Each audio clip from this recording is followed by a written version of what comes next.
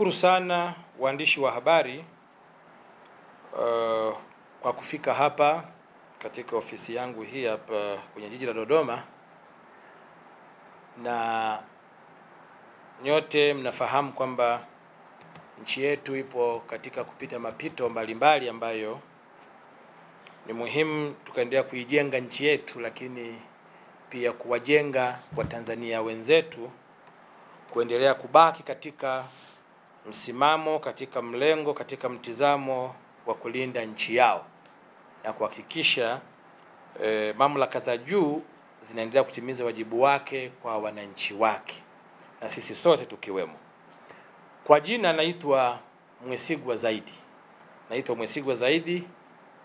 Taaluma yangu ni mwanasheria na ni Mtanzania halisi, tena Mtanzania wa kuzaliwa. Uraia wangu ni wa kuzaliwa, sio wa kusajili. Sasa waandishi wa habari, nyote ni mashahidi kwamba iko taarifa ya chombo maarufu duniani cha CNN ambayo imetolewa hapo juzi, lakini taarifa ile kwa masikitiko makubwa imekuwa na mlengo wa kuligawa taifa letu, imekuwa na mlengo wa kudhoofisha vyombo vyetu vya ulinzi na usalama, imekuwa na mlengo wa kugawanya na kuwachanganya Watanzania, imekuwa na mlengo wa kuleta sintofahamu baina ya Tanzania na mataifa mengine. Sasa mimi nataka kujikita katika sura halisi, na kabla sijaanza, ni vizuri Watanzania wote tukafahamu kwamba leo tulipo hapa, unafuu na usalama tulionao leo ni kazi kubwa iliyofanywa na vyombo vyetu vya ulinzi na usalama. Hilo kwanza lifahamike. Pamoja na changamoto zozote zile ambazo zimejitokeza katika kutimiza wajibu wao, lakini kubwa na muhimu, tukubali na tushukuru kwamba tumevuka salama mpaka sasa. Pamoja na changamoto zilizopo, hakuna kazi ambayo inakosa changamoto, na kwa kuzingatia kwamba tatizo lile limetokea katika hali ya dharura, katika siku ya uchaguzi mkuu, nchi kaingia kwenye taharuki, lakini leo hii nchi iko shwari, nchi iko vizuri. Kwa hiyo kwanza ni pongezi zangu na ambazo ningependa na Watanzania wenzangu waweze kuwa nazo vichwani mwao na kuvipongeza vyombo vyetu vya ulinzi na usalama, pamoja na changamoto ndogo ndogo ambazo zimejitokeza katika kutimiza wajibu wao. Sasa taarifa ya CNN. Taarifa ya CNN imeonyesha vitu vingi sana, lakini kwa masikitiko makubwa, na ni declare na Watanzania wafahamu kwamba mimi anayezungumza sio kwamba ni mtu ambaye sijitambui au ni mtu, hapana. Ni mtu nina maarifa na taaluma, dunia naifahamu, nimefanya kazi ndani na nje kwenye taasisi za kimataifa, kwa hiyo nafahamu vizuri sana. Kwanza niwape background ya CNN. Mjue CNN kihistoria na katika siasa za dunia imekuwa ni chombo ambacho kinatumika vibaya. Kinatumika kuchafua nchi, kinatumika kuharibu nchi, kuchochea mapigano katika nchi. Kwa hiyo si chombo cha kuaminika. Ninyi wanahabari mnajua lugha zenu za kutumia. Kinasema si chombo chenye maadili mazuri. Mwaka 1994 CNN ilichangia sana vita na mauaji ya kimbari kule Rwanda. Changia sana. Na iko reported katika ripoti mbalimbali za kidunia. CNN hii imechangia sana vurugu katika maeneo ya Darfur. CNN hii imekuwa ikitoa taarifa za ajabu katika Mashariki ya Kati. CNN hii ambayo ni ya Marekani, makao yake makuu huko, bado inalaumiwa na rais mwenyewe wa Marekani, Donald Trump. Bado anailaumu kwa kuwa na taarifa ambazo ni za uchochezi ambazo haziaminiki. CNN inasema yafuatayo. Moja, inaonesha picha za miili iliyokusanywa makundi, na inasema kwamba hiyo ni miili ambayo polisi wamerundika. Lakini CNN katika taarifa yake hiyo hatuoneshi mahala gani mili hiyo ipo, ni wapi. Anasema alikuwa na satellite ambayo ilikuwa ina cover siku nzima ya uchaguzi katika majiji yote, Dar es Salaam, Arusha, Mbeya, Mwanza. Lakini satellite gani haiwezi kutambua eneo? Yeye anasema tu mili hiyo hapo. Na nyinyi mashahidi, hizi picha tumeziona kabla ya hapo kwenye magrupu mbalimbali zikiwemo. Sasa hasemi mili iko wapi. Lakini jambo jingine, CNN amekuwa bias. Amekuwa mchochezi. Katika matukio yale yaliyotokea ya uchaguzi, vijana walioingia barabarani kufanya vurugu, waliharibu mali za umma, mali za watu binafsi, kupora, wizi na kadhalika. Vitu hivi CNN havioneshi. Haoneshi kwamba kuna matukio ya uhalifu yalifanywa na vijana waliojiita waandamanaji. Hapa tunaanza kuquestion, tunaanza kutafsiri nia ovu ya CNN. Chombo cha habari ni kama mahakama. Kinataka kutenda kwa usawa, kutoa taarifa kwa usawa. Taarifa yake iko upande mmoja. Sasa inakosa legitimacy.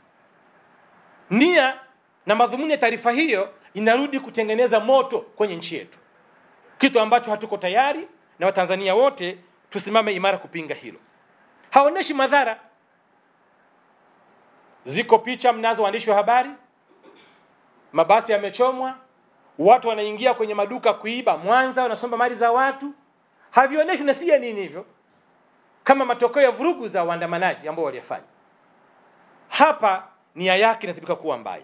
Lakini CNN ameonesha, anasema kwamba watu wameuliwa na kuna makaburi yako kaskazini mwa Dar es Salaam. Anaonesha vimchanga kwenye picha zake.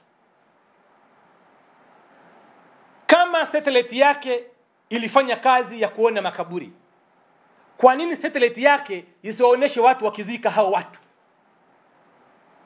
Tulitegemea CNN ituoneshe media hiyo kwamba hawa hapa polisi wanazika watu hawa hapa, au watu wamebeba bunduki, au watu raia akiwa wanazika watu. Satellite gani inaonyesha upande mmoja tu na watu walishazikwa kwa mujibu wa taarifa yake? Watanzania tutumie akili, tuchanganue vizuri taarifa hizi, na mjue kwamba nchi yetu inapiga hatua kiuchumi. Nchi yetu ina miradi mikubwa ambayo inaiendesha yenyewe kwa pesa zake za ndani. Hili haliwezi kupendeza kwa mabeberu wenye nia ya kuchafua nchi na kudhulumu rasilimali za hapa. Hawawezi kufurahia hilo. Lakini taarifa hili ukiangalia, anasema nguvu nyingi ilitumika ya polisi dhidi ya raia.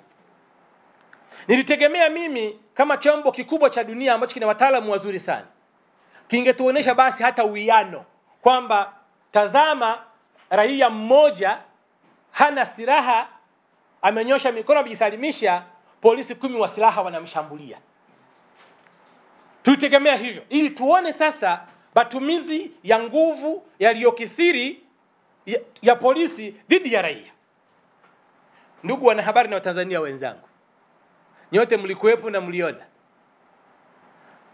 Mlitegemea jeshi la polisi na vyombo vingine vifanye nini hali ya kuwa umma wa watu umesongamana, unakwenda unaunguza vituo vya mafuta, wanaingia madukani wanaiba, wanaua watu, na hapa nitoe ushahidi.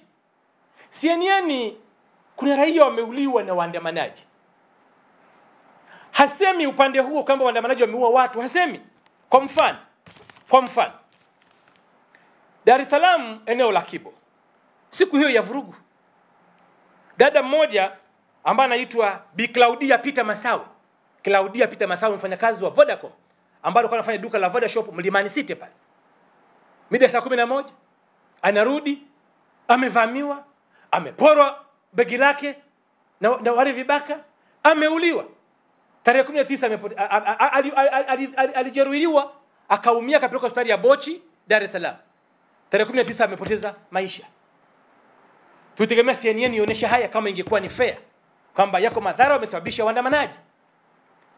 Lakini tuambizane vizuri, yuko askari mwingine ameuliwa, askari ASP Rajabu, nyumbani kwake maeneo ya Vingunguti pale, na alikuwa ni afisa magereza wa Mbarali. Kauliwa, wanasema huyu ni askari. Taarifa zipo.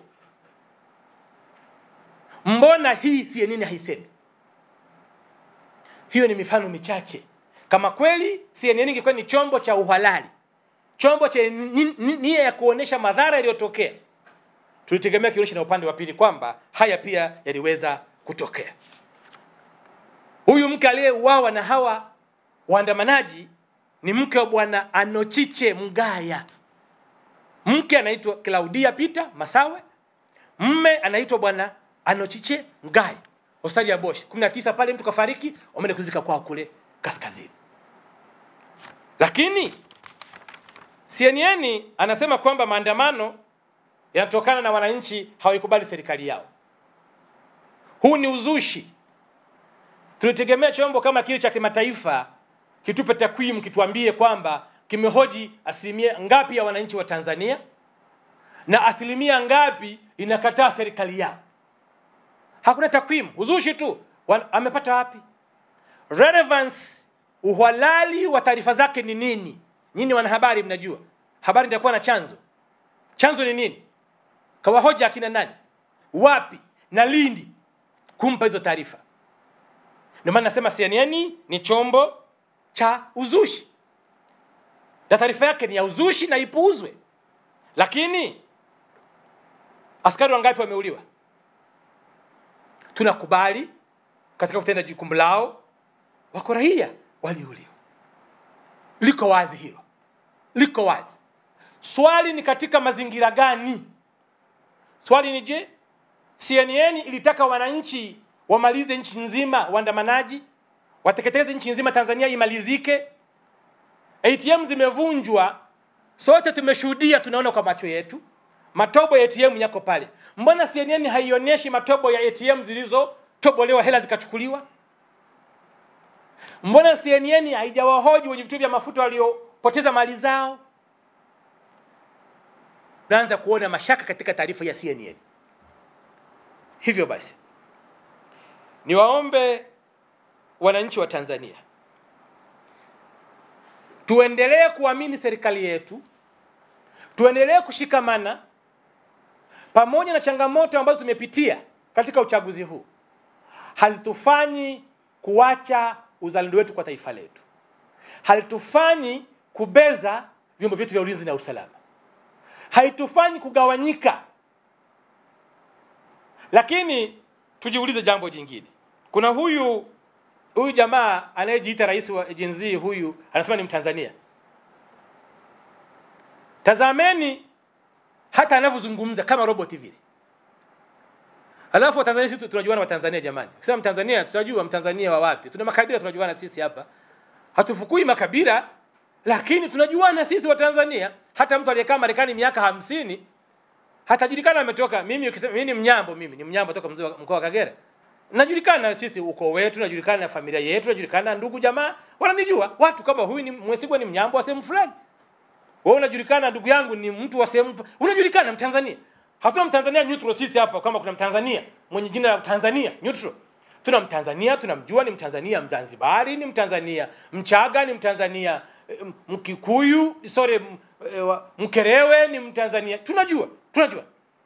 Mtanzania wa wapi yule? Anajaribu kuaminisha vijana kwamba ni mwenzao wa Tanzania ili apate namna ya kuwaingia vizuri na kuwatumia vibaya. Kwanza niwape pole pia. Tuna nafasi hii kama Mtanzania pia kuwapa pole wote ambao waliguswa kwa namna moja au nyingine kwa kupoteza ndugu zao, kwa kupoteza mali zao, jamaa zao na marafiki zao. Niwape pole kabisa. Hakuna mtu anafurahi kwa namna yoyote ile ndugu yake kumuona ameondoka duniani, kwa namna yoyote ile. Lakini tujue kabisa kwamba ilikuwa ni mazingira ambayo hayazuiliki kwa namna nyingine. Halafu CNN inawapa wale vijana nembo ya waandamanaji. Nembo ya waandamanaji. CNN ni chombo kikubwa, kinafahamu nini maana ya maandamano, kinajua taratibu za maandamano, kinajua maandamano inakuwa sasa maandamano gani yalikuwa yakianzia wapi kwenda wapi.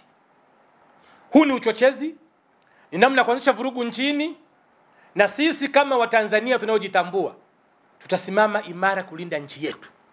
Hii nchi tutailinda sisi wenyewe, tutailinda vizuri sana. Na niwahimize hata ninyi waandishi wa habari, andikeni habari nzuri, zipo za kujenga jamii yetu, za kuharmonize. Lazima tujengane sasa hivi. Aliyefiwa, aliyeibiwa mali yake, aliyepotelewa. Lakini niwaambie pia Watanzania mfahamu kwamba baadhi ya tuhuma zinazotolewa ni za uongo kwa vyombo vyetu. Ni za uongo. Baadhi, nimesema na mnikoti vizuri, baadhi ya tuhuma ni za uongo. CNN inasema hivi. CNN inasema, ni maneno ya taarifa ya CNN inasema hivi: kulikuwa na unfair election. Kulikuwa na uchaguzi ambao si wa haki, ambao waandamanaji waliamua kuandamana kupinga wa uchaguzi na kupinga tume ambayo si huru. Tume ambayo si huru. Tunamuuliza CNN, hili kalipata wapi? Kwa sababu wale watu hawakuwa na bango lolote la ujumbe wowote katika maandamano hanayoyasema. Kalipata wapi hilo CNN? Kwamba waandamanaji walisema tume si huru. Atuoneshe bango lolote katika taarifa zake zote hizo. Hakuna bango lolote la waandamanaji lenye ujumbe huo. Ninaposema CNN amepika taarifa na maanisha hiyo, mazingira kama hayo. Lakini CNN kama chombo tunachokiheshimu hakikuzuiliwa kuwafika viongozi. Hakikuzuiliwa kuwafika wananchi. Alafu CNN anasema uchumi wa Tanzania umekufa. Anasema CNN, uchumi wa Tanzania umeharibika kutokana na maandamano. CNN sio chombo cha kusemea uchumi wa Tanzania. CNN sio chombo cha kusemea uchumi wa serikali ya Tanzania. Umekufa kwenye item gani? Maana uchumi una categorization. Areas of the economy ziko classified. Sasa anaposema uchumi wa Tanzania umekufa kwenye maeneo gani? Hasemi. Na kapata wapi chanzo cha taarifa hizo? Ndio maana anasema CNN taarifa yake ipuuzwe. Taarifa yake ni ya kipuuzi, taarifa yake ni ya kuchochea, ni ya kuendelea kuongeza mgawanyiko kwa Watanzania. CNN sijaona ikisema kwamba, nyote waandishi wa habari mlikuwepo, wiki moja imepita hapa, alikamatwa mtu mmoja mwenye asili ya Kenya na Marekani kwa mujibu wa taifa jeshi la polisi, ambaye alikuwa anaingiza mabomu nchini kupitia kule mkoa wa Mara kule Tarime kule. Sijaona CNN ikisema hilo, kwamba vyombo vya ulinzi vya Tanzania viko kazini, viko active kulinda nchi yake. Yeye anazungumzia vitu vidogo vidogo tu ambavyo kimsingi anazidi kutia moto, kutia petroli ili ionekane kuna ufa mkubwa sana. Mimi siamini na naamini Tanzania hakuna ufa wa kiasi hicho. Ni matatizo yametokea madogo sana ambayo yanasuluhishika na hatua zimeanza kuchukuliwa, na niwaombe viongozi wote wa nchi yangu, wakuu wa wilaya, makatibu kata, wakuu wa mikoa, watendaji wa serikali popote walipo, wajitahidi sana kuharmonize. Wajitahidi sana kwenda kwa watu, kujenga umma. Umma huo wa Tanzania bado una imani na serikali yake. Lakini pia hatuambii maandamano yalikuwa na watu wangapi. Nilitegemea tu relevance kwamba wananchi wapende serikali yao. Katika milioni 65 wameandamana milioni 40. Ni 80% wa Tanzania. Hatupi takwimu za walioandamana. Sasa unasemaje leo kwamba watu wengi hawaipendi serikali yao? Huo ni uzushi. Lakini anajaribu CNN kuingiza chuki baina ya wananchi na vyombo vyao vya ulinzi na usalama. Ndio mkakati anaofanya huu. Niwaombe wa Tanzania, endeleeni kuviamini vyombo vyenu vya ulinzi na usalama. Tuendelee kushikamana navyo. Taifa hili linahitaji kulindwa na sisi wananchi kwa kushirikiana na vyombo vya ulinzi na usalama. Sisi ndio wenye dhima kubwa ya kutoa taarifa. Sisi ndio wenye dhima kubwa ya kushirikiana. Lakini pia penye changamoto tushauri. Tushauri vizuri, kwa weledi, kwa nia njema, ili kusudi taifa letu libaki kuwa pamoja. Mwisho CNN imesema yafuatayo kwamba CNN inasema kwamba imebaini kwamba Tanzania amani hakuna, ndio inavyosema CNN, na ndio mwanzo wa vurugu hizo kutokea. Sasa anapozungumzia amani, atuambie ni lini Tanzania hii imekuwa na viashiria vya uvunjifu wa amani katika level ya kitaifa. Ni matukio gani ambayo ni literature review kwake anayatumia kusema kwamba haya ni uvunjifu wa amani ambao umekuwa katika historia mbalimbali. Nyote ni mashahidi, chama kikuu cha upinzani Chadema kilisusa uchaguzi, kushiriki harakati za uchaguzi hata kabla ya tume ya uchaguzi kuundwa, kikasusa mwanzoni kabisa. Leo anaposema kwamba vyama vya upinzani vimezuiliwa kugombea, kushiriki, kwamba hakuna demokrasia, alitaka chama gani kigombea? Lakini amesema pia CNN kwamba miongoni mwa sababu za maandamano na vurugu ni kiongozi wa upinzani kuwekewa kesi. Anasema CNN, anasema tena hivyo, kuwekewa kesi ya uhaini. Nauliza Watanzania wenzangu na nyinyi wanahabari, kwani kosa la uhaini limetungwa juzi kwa ajili ya Lissu? Lakini je, Lissu ameshahukumiwa? Kama kahukumiwa, kesi inaendelea mahakamani. Lakini je, haijawahi watu kushtakiwa na makosa ya uhaini nje ya Lissu?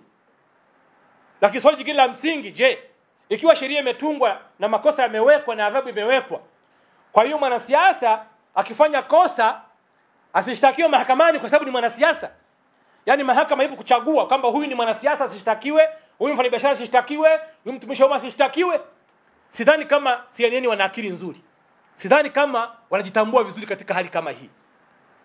Ingekuwa sheria ilitungwa karibu na uchaguzi ikaweka makosa hayo na Lissu akakamatwa akashtakiwa, tungeweza kusense kwamba iko nia ovu dhidi ya huyu mwanasiasa.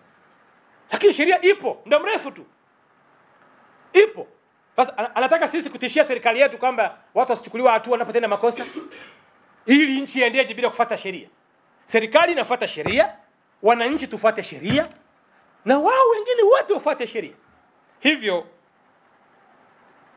ninaipinga vikali, na niseme kabisa na wao wasikie, kwa sababu wengine hawajui Kiswahili, wenyewe wale hawajui Kiswahili.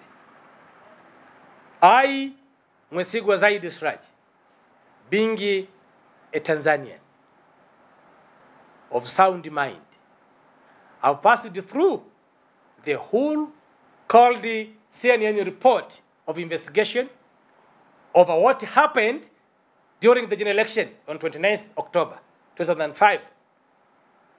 After I have passed through the report carefully, I come up with these findings. One, the report is too fictitious, biased, and discriminatory.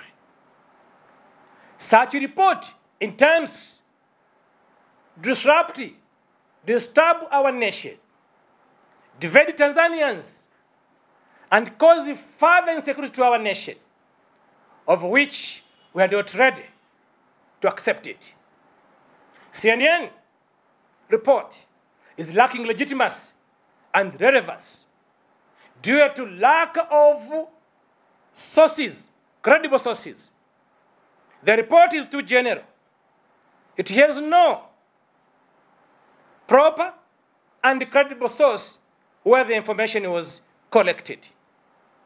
In so doing, I hereby call upon my fellow Tanzanians to oppose, disagree the report produced by CNN, as it is danger to our nation.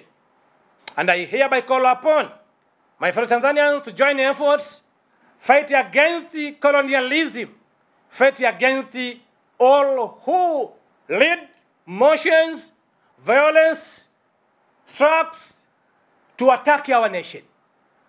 I also call upon Madam President Samia Suluhu Hassan to remain stable, to control proper her government, make sure our nation remains safe as we depend on her to ensure our safety.